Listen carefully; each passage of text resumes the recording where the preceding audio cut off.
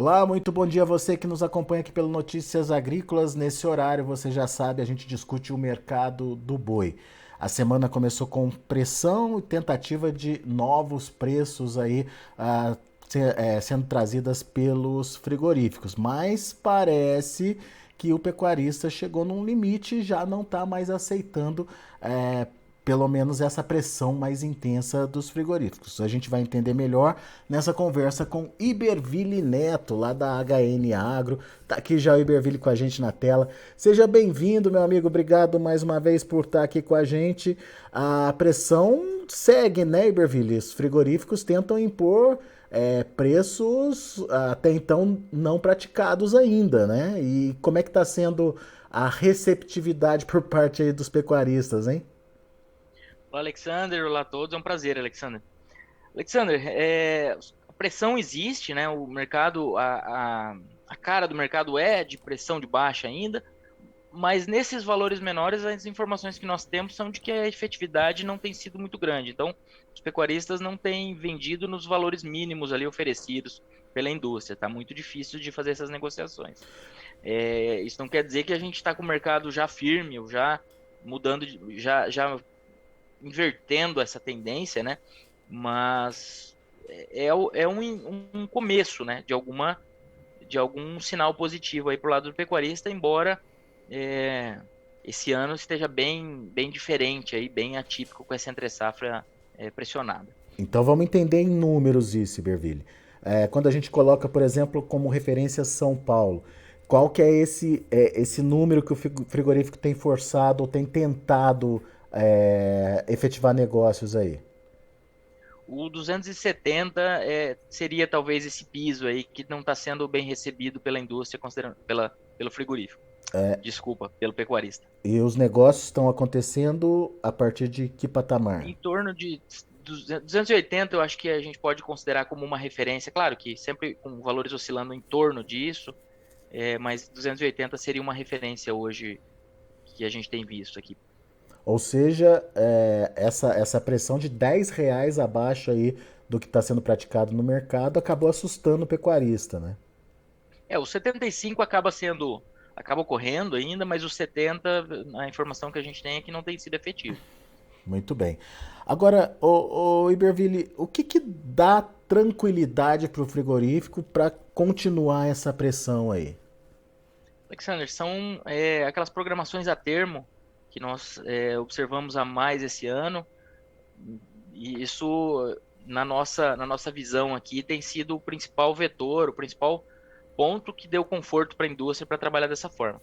Quando a gente pega o volume de gado abatido, as escalas não, a oferta de gado aumentou esse ano, isso é fato, mas nós temos um consumo também com uma economia um pouco mais forte, nós temos as exportações indo muito bem ao longo do ano, claro, agora com informações de China brigando um pouco mais por preço e negociando um pouco mais, tirando um pouco o pé das compras, mas o que nós temos de dados deste ano ao longo do ano são muito positivos. Então, realmente, essa programação mais alongada das indústrias a partir de julho e os pecuaristas chegando na indústria, precisando negociar gado, não encontrando escala para isso, e mantendo essa programação da indústria confortável ao longo dos últimos meses e ainda confortável em alguns casos, claro, a gente tem duas realidades, né, sempre de escala, mas isso, na nossa opinião, foi o principal ponto desse mercado meio atípico. Eu não gosto muito desse termo, porque cada ano é um ano, né? Mas quando a gente pega a movimentação histórica, esse ano tem sido o pior, outubro, novembro e dezembro aí, considerando preços futuros, desde 2000 pelo menos. Muito bem, então vamos analisar pontos dessa sua colocação. Você falou de aumento dos abates. É um aumento significativo quando a gente compara com o ano passado, por exemplo? Alexander, os abates aqui, a gente considerando dados do CIF, porque os dados oficiais, incluindo estadual, inspeção estadual e municipal, eles ainda não saíram, só saíram até junho. Mas considerando dados do CIF, nós temos no acumulado até agosto um aumento de 6,6% na comparação com o mesmo período do ano passado. Quando a gente considera o acumulado até setembro, esse aumento fica de 9,9%. Mas aí a gente tem aquela explicação de que no ano passado o abate cifado em setembro ele caiu em torno de 600 mil cabeças. Então ele foi de algo em torno de 1,9 milhão de cabeças para 1,3, 1,350 ali milhão de cabeças. Então, por quê? Por causa da saída da China das compras do Brasil lá no ano passado, que provavelmente é o que fez com que o pecuarista fizesse mais termo esse ano. Então vamos explicar isso aí. No ano passado houve a questão da vaca louca, Uhum. atípica. Em setembro o volume de abates caiu em torno de 600 mil cabeças, de 1.900 para 1.300, 1 milhão e 1.300. 300. E isso fez com que parte dos pecuaristas que tinham gado para entregar não encontrasse escala. E qual que é a forma de comercialização que garante a escala? É o termo. As outras formas, o mercado de opções, vender contratos futuros são excelentes, mas elas têm essa desvantagem frente ao termo. O termo ele garante a escala e mesmo quem tinha termo ano passado, em alguns casos teve problema, mas é muito mais garantido se você já tivesse a contratação com a indústria. E Então, daí, para movimentos como aquele. Só que o pecuarista ficou escaldado e esse ano acabou trabalhando mais com termo. dentro dessa prevenção, digamos assim, a gente acabou vendo que o frigorífico teve mais condição de manter escalas alongadas em pleno período de entre-safra. Isso. Essa é a nossa. Com um cenário de um pouco mais de oferta, claro, devido ao ciclo, mas esse ponto, na nossa opinião, foi crucial para essa movimentação de preços. Muito bem. Agora, Iberville, eu queria entender um pouquinho. A gente já falou da oferta, eu queria entender um pouquinho da demanda. Você disse que as exportações estão bombando mesmo com preocupações da China. Traduz isso pra gente. Como que está bombando e como que tem preocupação com a China? Até que ponto tem essa preocupação com a China? Alexander, a China, no começo do ano, ela tem o Ano Novo Chinês, que é o período de melhor consumo, que vai ser no final de janeiro de 2023. Então, sempre, logo antes desse período, ela diminui um pouco o ritmo de negócios. As informações que nós temos, vindo aí de quem negocia carne, são de que China já tem negociado mais, tem diminuído o ritmo das compras. Paralelamente a isso, nós temos os dados oficiais. Claro que existe um intervalo entre o que está sendo negociado hoje e os dados oficiais, porque os dados oficiais ocorrem à medida que essa carne é embarcada. Então, uma coisa não contrapõe a outra necessariamente, mas o que eu quero dizer é que até o momento a gente segue aí com bons volumes embarcados. A gente fechando o mês para 19 dias úteis com os dados parciais de outubro, a gente teria algo em torno de 193 mil toneladas embarcadas. Então é um belo de um volume. Não é o recorde ali de 203 mil toneladas, recorde recente que foi quebrado, mas como são 19 dias úteis, se a gente tivesse um dia útil a mais, ele já chegaria no recorde também. 19 dias úteis são meses dos mais curtos, quando a gente pega aí o comum, né? 20, 21 dias. Tecnicamente, os embarques estão continuando e a China continua participando com grande parte desses embarques, certo? Do que está sendo enviado, sim. Do que está sendo enviado. Tá. Agora, E a negociação, né? Esse, o que a esse gente está adiante que. o que a gente está vendo é uma pressão em cima dos preços negociados. Mas você estava me contando que ainda assim, mesmo com essa pressão sobre os preços, o ágio da China se mantém ainda, certo? Isso, a China paga mais do que a média, né? Se a gente pegar agora o dado de setembro, que é o último dado fechado por destino, certinho das exportações, o preço médio da China foi 20,6% maior do que dos demais clientes. Então, se a gente pegar o preço médio só para a China e aí os demais clientes tirando China. Então, foi 20,6% maior. Traduz isso em Preço dólares, isso, preço. 6,4 mil dólares por tonelada para a China e 5,3 mil dólares por tonelada para os demais. Ela continua pagando mil dólares, algo assim, a mais do que os demais países que compram a carne brasileira. Só que 20% é menos do que já se negociou, certo? Isso, Esse Alexandre. ágio de Aí a vinte gente por pode. cento é menos do que já se negociou atrás. Isso, esse ágio está em. O maior ágio de 2022 foi 39,4% em maio, e o maior ágio da série, aí, voltando mais alguns anos, ocorreu em dezembro de 2019, quando a China pagou ali, em média, 58% acima do preço médio dos demais clientes, que foi lá na falta, no ápice da falta de suínos no país. Inclusive, se a gente colocar o gráfico do preço do suíno na China e do ágio que China paga frente aos demais clientes, a sobreposição deles, eu não fiz o cálculo, mas a sobreposição desses gráficos nos indica uma correlação muito interessante. É. É interessante essa observação porque, apesar dessa tentativa de negociação da China, ainda assim a gente está mantendo o ágio importante para a carne que é vendida lá para a China. E você estava me falando que ao longo aí desse mês de outubro, mesmo com essa pressão nos preços da arroba, ainda assim os resultados dos frigoríficos exportadores são positivos. Explica melhor isso pra gente, Iberville. Isso, Alexander. Se a gente pegar. Tá me ouvindo, Alexander?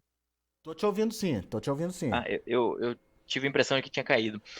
Se a gente pegar o preço médio da tonelada embarcada nesse início de outubro e cruzar com o preço do boi gordo em dólares, o preço médio atualmente está em 5,9 mil dólares por tonelada, isso para todos os destinos. E a gente cruzar com o preço médio não, o preço atual do boi em dólares, a gente tem uma relação de que uma tonelada de carne exportada paga o equivalente a 111 arrobas de boi gordo no mercado doméstico, arroba em São Paulo. Essa relação é a melhor desde junho de 2020. Então, a gente não está falando dos negócios que têm ocorrido, do que foi enviado agora. Eu não tô indo contra quem está negociando carne ali hoje e vai mandar daqui a algumas semanas, que nos diz que o cenário de China tá mais desafiador, com briga de preços, etc. Mas o que a gente tem observado de resultados efetivos até o momento é uma margem historicamente muito interessante para a indústria. E aqui eu estou considerando preços para todos os clientes, é uma média geral das exportações nessa conta que a gente fez agora. Antes a gente estava falando de China, agora é média geral. Então vamos lá. Preço de uma tonelada de carne negociada no mercado internacional compra o equivalente a 111 arrobas do boi, certo? Exato, isso. Tá. Com o dólar. E é a melhor relação que a gente tem desde quando que você falou? 2020, é isso mesmo? Alexander, deixa eu só confirmar para a gente falar o valor exato. Desde maio de 2020, essa relação foi de 123 arrobas. Foi a A melhor. melhor de E, todas. e desde lá, nós temos essa tem sido a melhor. Quando a gente compara com o mesmo período do ano passado, só que o mesmo período do ano passado a gente estava com aquela suspensão. Uhum. Então eu voltei e comparei com o que aconteceu em agosto, para a gente ter uma ideia. Em agosto do ano passado, eram 94,6 arrobas. A cotação de uma tonelada exportada era Uhum. equivalente a 94,6 arrobas. Ou seja, essa relação do frigorífico melhorou 18% de lá para cá. Muito bem, então isso mostra que o resultado ainda é favorável para os frigoríficos e não necessariamente precisava ter toda essa pressão sobre a arroba, ou pelo menos o argumento utilizado pelos frigoríficos de que o preço caiu, certo? O argumento desses últimos meses a gente pode dizer que não foi válido. A gente tem que acompanhar o que vai vindo aí daqui em diante, porque realmente o que se observa esse comentário geral, essa justificativa geral de que China tem diminuído aí o ritmo um pouco em volume e em preço. Quando a gente pega o preço, a gente falou ali do ágio, né? Mas o preço da carne enviada à China ele realmente caiu nos últimos meses. A gente chegou a um pico aí de 7,3 mil dólares por tonelada Uhum. em junho, e em setembro foi de 6,36 mil dólares por tonelada. Então, houve essa diminuição. Mas quando a gente pega agosto do ano passado, ou setembro, que ainda foi muita carne para lá, a gente estava falando de 6,1 mil dólares. Ou seja, são 200 dólares a mais por tonelada com o preço do boi, que eu não estou com essa variação do preço do boi agora, mas um preço do boi menor. É, Pelo menos antes do impacto ali da suspensão, né? Depois o boi deu aquela barrigada e se recuperou depois. a carne caiu, o preço da carne no mercado internacional caiu, mas em compensação o preço da arroba do boi também caiu por aqui e uma coisa acabou compensando a outra, deixando esse resultado positivo aí para os frigoríficos. É essa a Exatamente. questão, certo? Mais do que compensou, exatamente. Muito bom. Agora, Iberville, se o problema não está na exportação, pelo menos por enquanto, dá para entender o que está acontecendo com a demanda interna? Alexander, a demanda interna, agora em outubro, o começo do mês começou bem e ao longo da segunda quinzena foi dando aquela esfriada. Agora a gente está entrando em novembro, mais uma virada de mês. A semana que vem a gente tem o feriado, que não é um feriado que deve ser tão positivo para a demanda, mas atrapalha um pouco as compras de boiadas. Então, é, essa virada de novembro aqui, o mercado tá esperando um pouco o que vai acontecer com as eleições, né? E vamos dizer, se tudo correr bem, novembro nós temos Copa do Mundo, nós temos a virada de mês e nós temos contratações temporárias, pagamento de 13º salários, e dezembro aí é o ápice do consumo no mercado doméstico. Mas Então, você acha que essa virada de consumo pode chegar no boi, na arroba do boi? Alexandre, talvez ajudando a gerar esse fundo e dando alguma recuperação, mas realmente, porque tem frigoríficos que não possuem essas programações a termo mais alongadas, que ainda existem, a gente tem observado uma certa redução dessas escalas.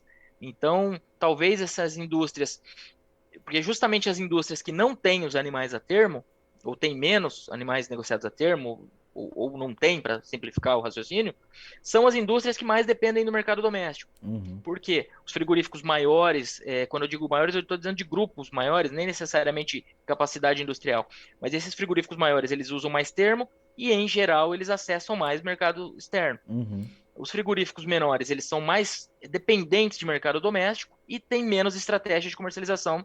São esses que estão com essas escalas mais apertadas atualmente. Então, é, na verdade, passaram o segundo semestre. Só que a diferença é que eles viram no segundo semestre exportações indo muito bem e o consumo de maneira mais lenta. Agora, essa reta final do ano, o que tende a melhorar mais é o consumo doméstico, Uhum. que beneficia todos.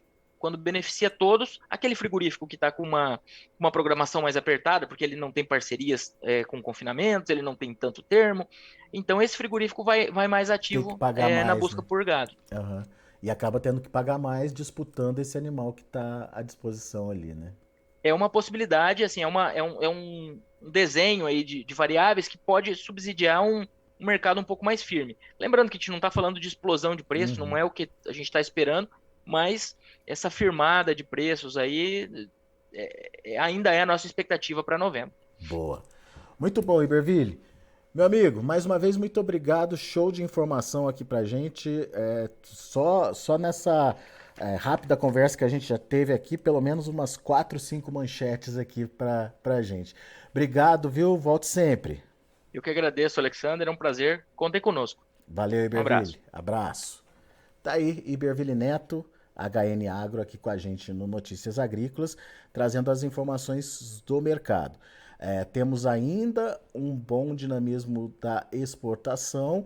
Obviamente que essa desaceleração da China precisa ser medida daqui para frente, mas contando o que já aconteceu por enquanto, parece que tá tudo ok. E inclusive, se a gente traz as exportações aí para o mês de outubro, podemos ter a terceiro maior nível de de exportação do ano, aí, perdendo só para os 2 meses anteriores, acima das 190 mil toneladas. Além disso, a China, apesar da pressão sobre as cotações, é o país que ainda paga melhor pela carne brasileira, mantendo um ágio aí até setembro, né, na análise aí do Iberville de 20%. Melhor momento do ano chegou a ter um ágio de 39%, e o melhor momento de todos foi lá em dezembro de 2019, quando esse ágio da carne brasileira exportada para a China no mercado internacional chegou a ter um ágio, uma valorização de 58% exportado para a China. Mas ainda assim, 20% é um bom patamar de preço acima do que os mercados em geral estão pagando aí pela carne brasileira. Vamos ver daqui para frente, obviamente, com essa desaceleração nas compras. E lembrando que a gente tem aí a expectativa de melhora do movimento do mercado interno também a partir de agora de novembro. Bom, vamos aos preços, vamos ver como estão as negociações. Lá na B3, mercado futuro, novembro subindo, olha aí, subindo bem, hein? 1,47% a R$ 280,05. Dezembro, R$ 288,75, alta de 1,67%. Janeiro, R$ 290,85, alta de 1,66%. Fevereiro, R$ 290, alta de 0,5%. Indicador CPEA fechou o dia de ontem a R$ 310,80, com uma alta de 5,25%. São os números do mercado do boi. A gente vai ficando por aqui. Agradeço a sua atenção e audiência. Se inscreva em nossas mídias sociais. No Facebook, Notícias Agrícolas. No Instagram, @Notícias Agrícolas. E em nosso Twitter, @Norteagri. E para não perder nenhum vídeo, não se esqueça de nos acompanhar no YouTube e na Twitch, Notícias Agrícolas Oficial.